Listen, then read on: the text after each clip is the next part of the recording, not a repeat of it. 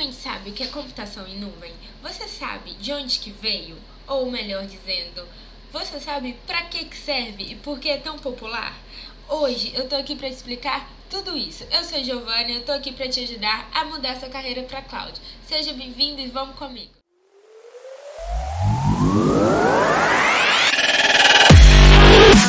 A primeira aula realmente conceitual de computação em nuvem. Eu já fiz um resuminho que tá aqui embaixo, deem uma olhada, mas eu vou começar agora passo a passo a explicar com mais detalhes para que vocês realmente absorvam e entendam, porque quando a gente começar a praticar, esses conceitos vão fazer total sentido. E não só na prática aqui dos nossos laboratórios, mas quando vocês começarem a trabalhar, e eu realmente espero que isso aconteça muito rápido, vocês precisam entregar valor para o cliente entendendo os conceitos básicos. E é por isso que a gente vai explicar tudo aqui com muito detalhe.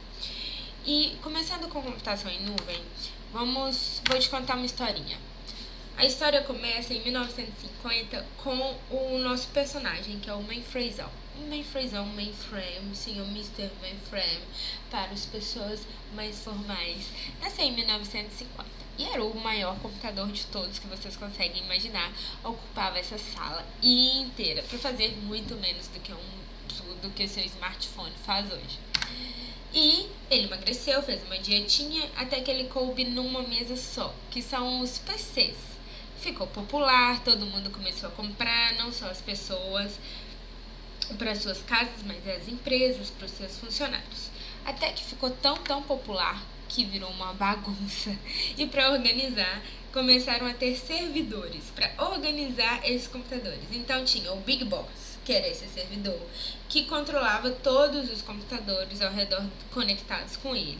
E aí, com isso, eles conseguiam ter um controle das informações, um controle da rede e começava realmente a ter uma infraestrutura de computação de empresa super grande. E começou a diferenciar muito mais do que é a nossa infraestrutura de computador em casa, o computador por casa, por exemplo, 2 no máximo, super simples. Agora não.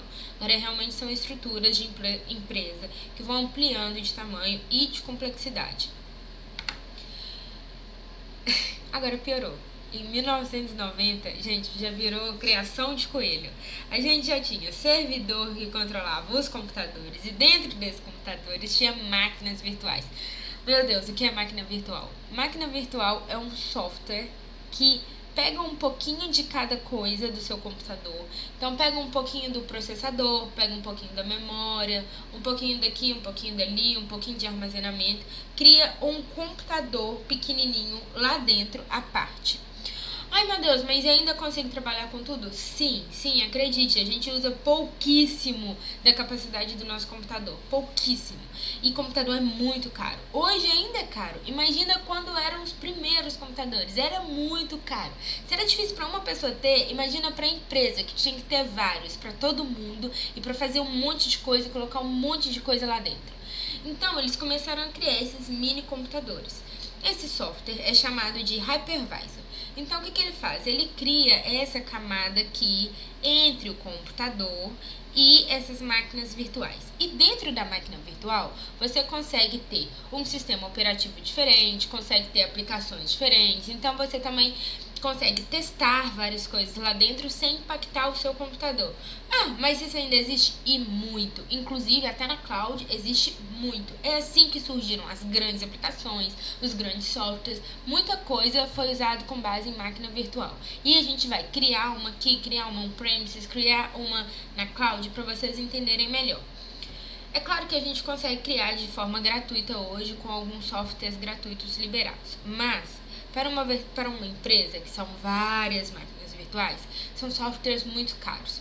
Para vocês entenderem um pouquinho melhor o que é uma máquina virtual, eu vou explicar como se fosse um adolescente na sua casa. Ou você já foi, ou você tem dentro da sua casa aquele adolescente que fecha a porta do quarto e quer total privacidade. Mas ele usufrui da sua comida, da conta de água, da conta de luz. Ele é muito caro, mas tem a privacidade dele ali. E bem, ao contrário de um adolescente que às vezes nem tem tanto benefício assim, a máquina virtual tem muito benefício. Porque você consegue controlar aquele espaço com o que você quer e aumentar em muito a capacidade qualidade do seu computador, o que faz você economizar de ter que comprar outro, o que é muito caro, ou de comprar um melhor, porque você divide e você consegue ter, por exemplo, sistema operativo diferente, o que antes você teria que ter um computador com Linux e um computador com Windows, por exemplo.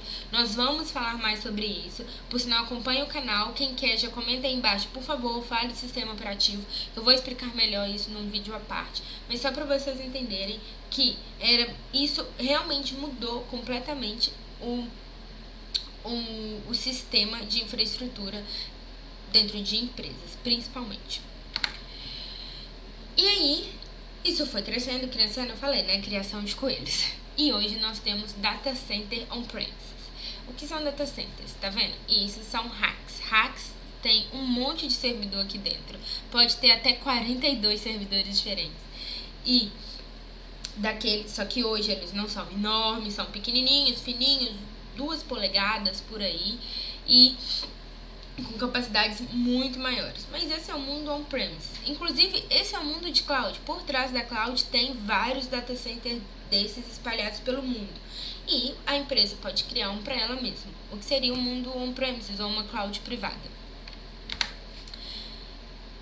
Só que se discute desde muito tempo se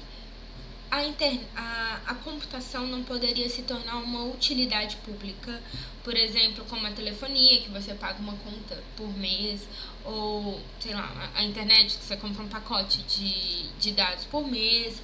Então, se discutia se era possível fazer isso também com recursos, por exemplo, você ter um computador que você pagasse por mês. E não é as prestações da Casas Bahia, é realmente você pagar ali como se fosse um Netflix, uma assinatura. Só que pensem isso em 1950, quase ninguém tinha um computador, 70, 80, enfim. Precisou melhorar muita coisa para realmente conseguir tornar isso um serviço. Em 1997 foi a primeira vez que usou realmente o termo computação em nuvem numa palestra, e foi em 1999 que surgiu a primeira computação em nuvem como serviço pela Salesforce. Em 2005, que está a data daí, é quando já estava bem popular. Já tinha a Amazon, que surgiu em 2002 com a AWS, que é a Amazon Web Services. Qual foi a ideia por trás disso? Que os serviços agora de computação eram extremamente necessários e extremamente populares, só que continuavam caros. E se você precisasse comprar, por exemplo, mais espaço, mais armazenamento, você tinha que comprar um disco novo, um servidor novo para armazenar ali as coisas dentro. Se você precisasse de um computador melhor para fazer um teste, por exemplo, seu computador já tinha VM que não aguentava mais, você precisava de mais, você tinha que comprar. E aí? E se você não precisasse dele mais? Ficava lá, né? Não tinha o que fazer. Ou você vendia no OLX, mas bem, o OLX também já é muito moderno e o lucro não vem tanto daí. As empresas precisavam de algo que fosse realmente otimizado para a necessidade dela. A necessidade foi surgindo aos poucos. As empresas precisavam de mais armazenamento, as empresas precisavam de mais processamento. Cada vez mais a produção de dados foi aumentando, as pessoas foram utilizando mais serviços online, por exemplo, surgiu os e-mails, surgiu você salvar coisas na internet, você começou a usar, por exemplo, o Google Chrome. Tudo isso facilitou com que depois surgisse a cloud. No meio disso, ela ficou super popular. Então, qual é a ideia do serviço de computação em nuvem?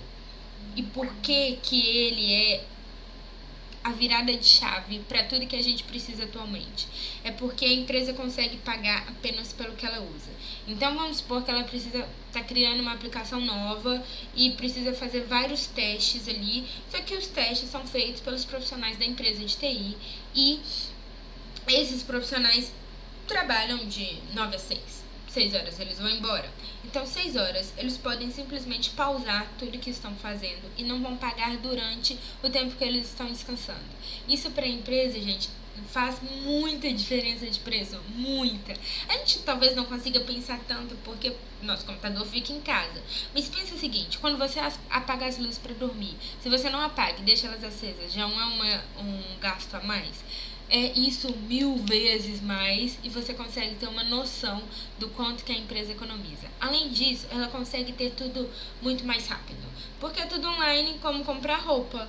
Você não precisa, por exemplo, é quase trabalhar no setor público, né? Pede lá, faz um pedido no Help Desk da empresa, aí você tem que mandar 1000 e-mails, marcar reunião para marcar reunião, implorar, fazer a dancinha da vitória quando consegue, e aí você consegue ganhar um computador novo. Imagina isso pra gente, da equipe de TI. É impossível, não dá pra lidar com isso. Então você precisa realmente ter algo na sua mão. E aí que vem o on demand. Você consegue configurar ali rapidinho, porque imagina, comprou, aí chega, tem que configurar tudo, sistema operativo, todas as aplicações que você precisa para você começar a mexer. Gente, não dá tempo é dinheiro, não dá. Agora tudo é muito rápido, você precisa, pensou, teve a ideia, abriu, comprou, fez, e depois no final do mês você paga a conta. Cartão de crédito. Realmente é isso, você recebe uma fatura do final do mês do quanto você gastou. E realmente não é por anos, gente, não é prestações anuais, não é leasing de avião, é o que você gastou naquele mês. É o seu cartão de crédito. Toda hora que você paga esse cartão de crédito vai acumulando e no final do mês você paga a fatura. Mesma coisa aqui, toda hora que você compra um recurso, ele tem um valor, você concorda com aquele valor e no final você vai pagar aquele valor por mês, enquanto você estiver utilizando. Por fim, tem esse valor acordado, envolve vários contratos. A parte de direito, né? Alguma coisa direito faz valer a pena. E dentro desse contrato tem um termo que é a chave para as empresas, que chama-se SLA, Service Level Agreement, que é o acordo de disponibilidade que esse recurso vai estar para a empresa. Então, o que significa? A empresa terceiriza esse controle do recurso. Vamos supor, você tem uma máquina virtual dentro do seu computador. E essa máquina virtual, ela pode parar. Travou, parou de funcionar. E vamos supor que dentro dessa máquina estava a aplicação que é o coração da sua empresa. Ou seja, se ela parar, acabou o trabalho. Quem quiser comprar alguma coisa dentro dela já era, vamos supor que é um e-commerce. Já era e pronto. Não tem o que fazer, todo mundo vai para casa, acabou. Você perdeu horas de dinheiro, de trabalho, de esforço, porque parou e você não conseguiu resolver e a sua equipe foi responsável por isso. Bem, isso também pode acontecer na nuvem. Só que se parar por horas, o provedor da nuvem, que eu já falei no Instagram, mas se você ficar interessado, comenta aqui embaixo, que eu posso falar aqui também. O provedor da nuvem, ele vai te reembolsar pelo tempo que não está funcionando esse recurso. Ou seja, se ele garante que ele vai te pagar, é porque isso não vai acontecer, porque nenhuma empresa quer ficar pagando para o cliente por um erro dela. Então ela vai garantir com todas as questões de segurança, de distribuir em vários lugares, fazer backups quando precisa. Tudo isso, quem vai fazer a manutenção é o próprio provedor. Então é realmente como terceirizar uma parte da administração dos recursos de informática. E tudo isso leva ao que a empresa mais gosta, que é a redução dos custos. Então, se não for para ir para a cloud, para reduzir os custos, não tem motivo, porque normalmente as empresas já têm uma infraestrutura on-premises, uma infraestrutura local, que ela já investiu um tantão de dinheiro.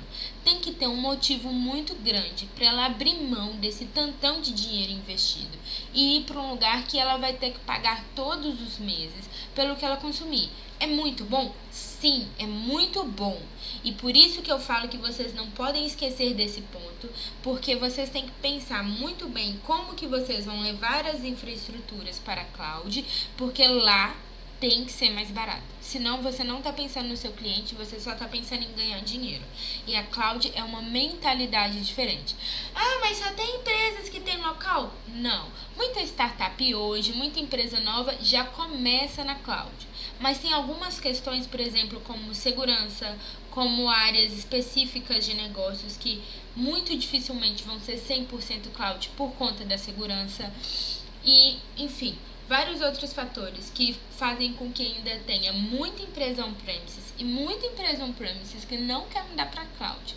O que, bem, eu acho que pelo que a gente vê nas notícias, não é muito condizente com as tendências atuais, mas pode acontecer. E é muito importante que vocês entendam esses conceitos base para na hora de você lidar com o cliente, lidar com qualquer pessoa, você consiga explicar desta forma, que a cloud é uma redução de custos, que a cloud realmente ajuda as empresas a crescerem, a mudarem a arquitetura para uma arquitetura mais moderna, a melhorarem sua infraestrutura, tornarem ela mais segura, tornarem ela mais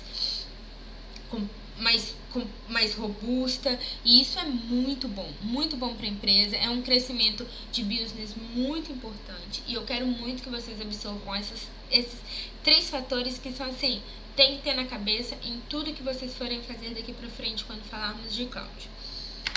Então é isso, galerinha. Quem curtiu, dá um like aqui embaixo. Não se esquece de se inscrever, ativa os sininhos das notificações. Vocês devem ouvir isso em todos os vídeos, mas é importante. O canal tá começando e eu vou ficar muito feliz com o feedback de vocês. Corre lá no Instagram também, dá uma curtida, vê o que eu publico por lá, e tem 2 posts por dia, muito conteúdo. Tenho certeza que daqui pra frente vocês vão ficar feras, craque, realmente entender, não só decorar os conceitos. E eu tô aqui pra ajudar, vem comigo que a gente vai crescer muito junto em cloud. Até já, até a próxima!